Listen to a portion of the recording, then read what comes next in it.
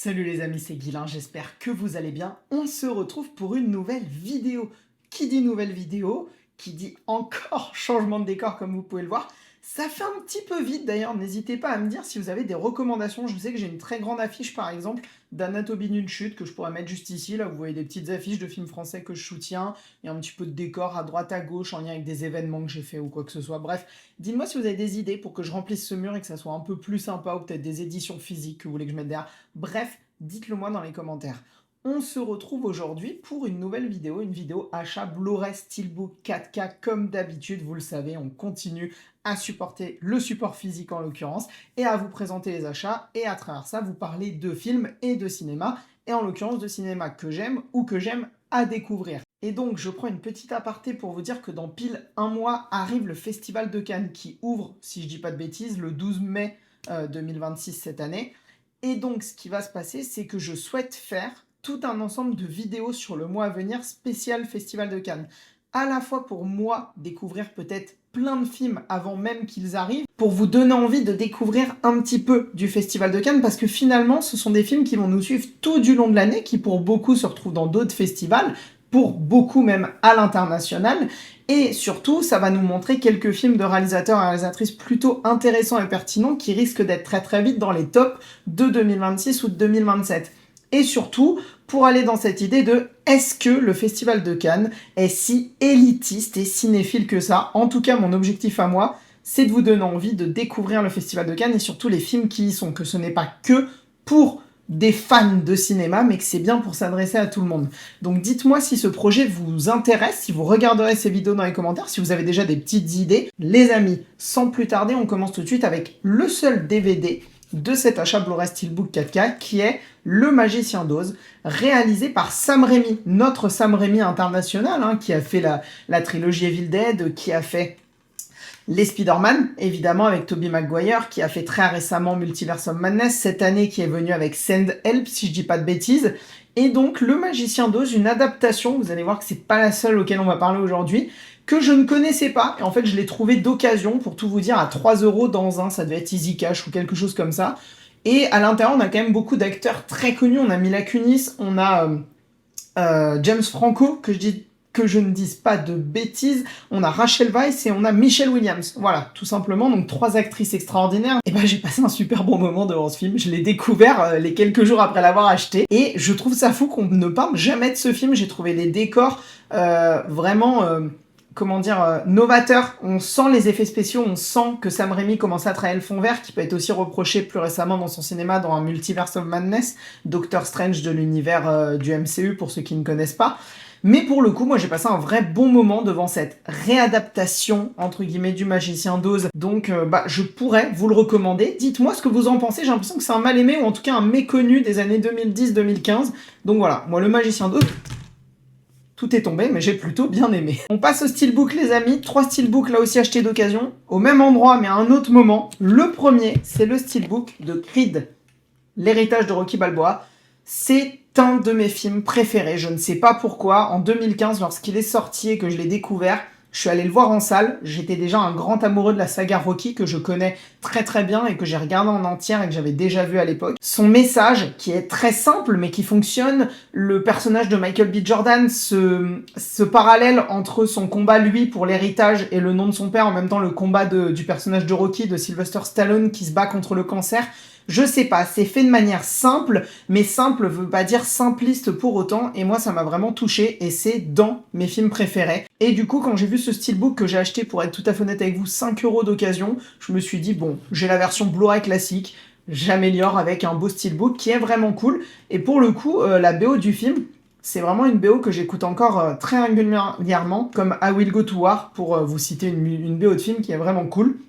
Et en plus de ça, réalisé par Ryan Coogler, qui, depuis, nous a sorti quand même quelques plutôt bons films, dont Sinners, pour parler du dernier, donc voilà. Si vous n'avez jamais vu la saga Rocky, vous pouvez quand même découvrir Creed, et je vous conseillerais que le 1 et le 2, sachant que le deuxième est réalisé par Michael B. Jordan lui-même, puisque le troisième Creed est vraiment pas bon, et avec un acteur qu'il faut pas du tout supporter. Voilà, donc Creed, l'héritage de Rocky Balboa. Prochain film, alors lui, il m'a coûté 3 €, parce qu'il est dans un état déplorable, mais je trouvais quand même le steelbook stylé, donc je me suis dit, allez, j'y vais, je l'avais déjà en Blu-ray 4K. C'est World War Z avec Brad Pitt. film de zombies dont la suite aurait pu arriver un jour et être réalisée par David Fincher. Pour parler de ce film-là, on est déjà sur un premier film, un des rares premiers films où les zombies courent, ce qui était déjà un peu novateur à l'époque, était aussi relativement intelligent, comme dans Je suis une légende. Et le steelbook, alors les Blu-ray, eux, sont complètement claqués au sol, mais le steelbook, malgré toutes les traces que vous pouvez voir là sur le côté, et bah, je le trouve plutôt sympa, donc je me suis dit, allez, fonce. Là aussi, c'est vraiment du pur achat compulsif de collectionneur, et entre guillemets, le rapport qualité-prix. J'avais le Blu-ray 4K, je vais le foutre à l'intérieur, je vais jeter mon amaret ou m'en resservir pour autre chose. Et comme ça, j'ai un joli steelbook malgré les rayures. Voilà, dites-moi ce que vous en pensez, mais malgré les rayures, je le trouve quand même vraiment sympa et j'aime beaucoup ce film de zombies. Le dernier, je le découvre tout simplement parce que j'ai adoré l'un des films de sa réalisatrice sorti cette année qui est Hamnet, et la réalisatrice c'est Chloé Zhao, c'est Eternals. Je n'ai jamais vu Eternals du MCU, c'est, pour vous le dire, le dernier et seul film qu'il me reste à voir du MCU. J'en ai vu une très grosse partie en salle, malheureusement pour moi. J'ai commencé à arrêter de les voir et à les rattraper après. Typiquement, les 3 sorties l'année dernière, je les ai rattrapées après parce que j'ai pas envie d'aller les soutenir en salle étant donné que j'ai vraiment, à titre personnel, le sentiment que le MCU et en tout cas ses producteurs et les équipes derrière se foutent littéralement de ma gueule en tant que spectateur puisqu'on est sur des films bâclés, pas très agréables à regarder. Il y avait des beaux rattrapages l'année dernière, ça peut annoncer un futur un peu plus radieux, mais depuis quelques années, c'était la dégringolade. Et au milieu de ça, il y a un film extrêmement mal aimé et en même temps reconnu plutôt par la critique, j'ai envie de vous dire, c'est Eternals, réalisé par Chloé Zhao. J'ai hâte de le découvrir. Je crois que ce film est devenu aujourd'hui quasiment non canon, c'est-à-dire que tout ce qui s'y passe et les personnages disparaissent, malgré le fait qu'on voit un des éternels en pierre dans le dernier Captain America, Brave New World. Mais mis à part ça, c'est un film qui a été complètement laissé à l'abandon, des personnages qui ne reviendront certainement pas. Mais voilà, je trouve le steelbook vraiment sympa avec cette pochette, cet étui plastique qui raconte aussi un petit peu de design et d'une histoire. Donc voilà, dites-moi ce que vous en pensez à la fois du film si vous l'avez vu et du steelbook si vous ne l'aviez, lui, jamais vu. Les 2 prochains steelbooks, les amis, c'est des steelbooks achetés neufs, là pour le coup, et précommandés. Un dont j'ai été plutôt gagnant puisqu'il a été en rupture de stock quasiment dans les heures qui ont suivi. L'autre, absolument pas, mais c'est pas grave. Le premier, c'est Predator Badlands. Je trouve le steelbook, il y a eu des critiques négatives, il y a eu des critiques positives. Moi, personnellement, je suis de ceux qui l'adorent. J'avais déjà le steelbook de Prey, donc le premier film des 2 films de Dan Trachtenberg, si je dis pas de bêtises, le réalisateur, qui était revenu donc durant l'époque Covid avec Prey, qui était le 6e film de l'univers Predator, et qui a fait donc cette suite, ou en tout cas dans l'univers des Predators, ce film Predator Badlands. Et je trouve qu'il est un petit peu en dessous de Prey, qui était vraiment pour moi peut-être le 2e meilleur film Predator de la saga. Mais ça en reste un excellent film, et il se place très clairement 3e ou 4e de l'univers. Et c'est un très très bon blockbuster divertissement, quasi horrifique on peut le dire, avec un design qui est vraiment cool, cet Android aussi qui est super sympa en termes de personnages et de développement, et même de faire le lien aussi avec la Weyland-Yutani et donc avec l'univers Alien, comme dans les Alien vs Predator, qui sont des films que j'aime et plutôt mal aimés. Alors je comprends quand même pourquoi, mais c'est du vrai plaisir coupable, et pas coupable d'ailleurs, du vrai plaisir tout court. Donc voilà, le steelbook de Predator Badlands. Dites-moi ce que vous avez pensé de ce film si vous l'avez vu. Et le dernier film, je ne l'ai pas encore déballé, je le déballerai pas ici, pardon. C'est The Wicked, 2e partie. Alors, je ne sais plus comment il s'appelle en version française. Je crois que c'est Amis pour la vie, Amis pour toujours. Oh, je sais plus. Bref. Wicked, 2e partie, édition spéciale Fnac. J'ai bien aimé cette duologie Wicked. Voilà. Je pense que le 2 est un petit peu moins bon que le premier. Mais je sais pas, j'ai été pris par cet univers, j'ai été pris par les 2 actrices, que ce soit Ariana Grande ou Cynthia Erivo. Je cherchais son nom, j'avais que son prénom. Et vraiment, je trouve que l'univers est vraiment cool, les musiques sont plutôt bonnes.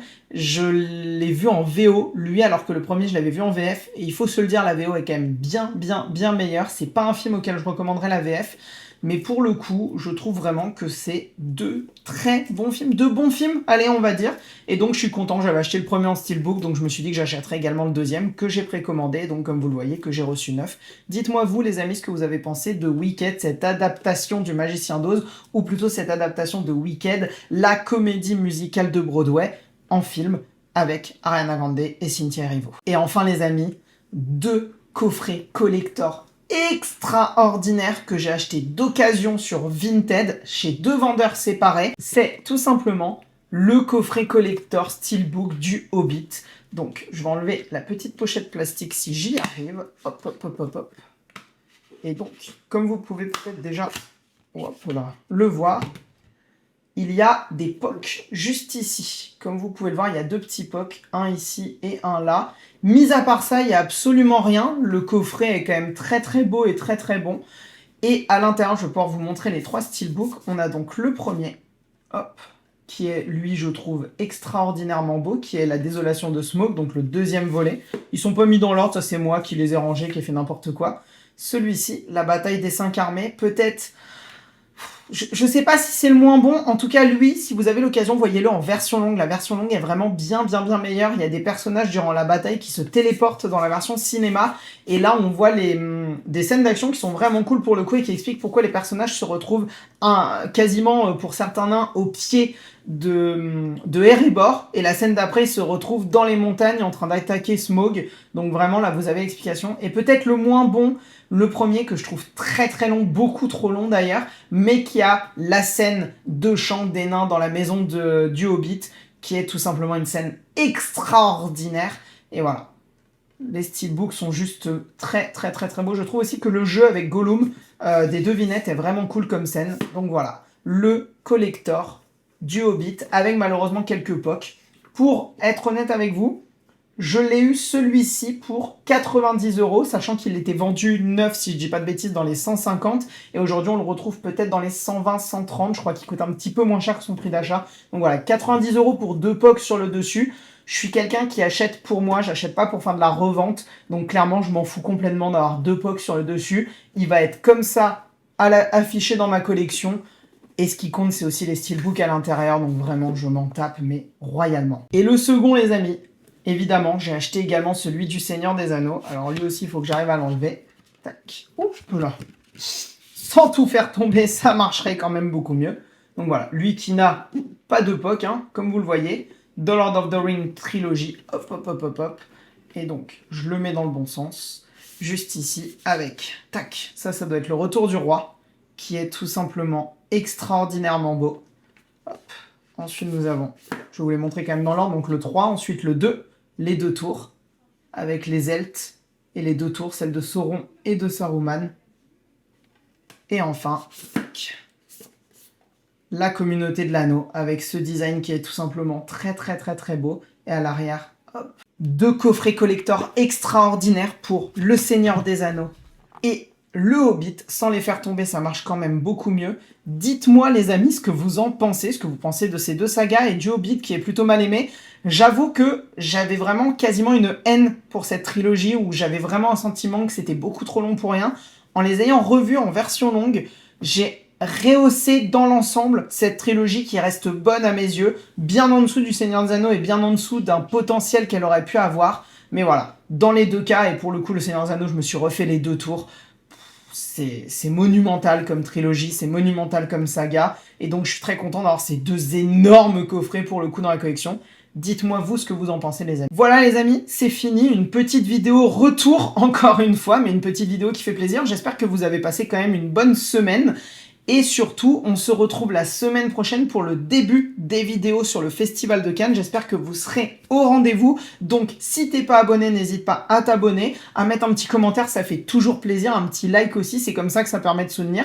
On est une chaîne qui existe depuis 4 ou 5 ans, mais le manque de régularité fait qu'aujourd'hui, on n'est même pas à 1000 abonnés. Donc voilà, c'est l'objectif, on va dire, sur ces prochains mois, c'est de redevenir régulier, de vous offrir des bonnes vidéos, et surtout d'arriver aux 1000 abonnés et de continuer à partager du cinéma avec vous. Donc n'oublie pas, si tu aimes le cinéma, si tu aimes les films, abonne-toi à Guilanema.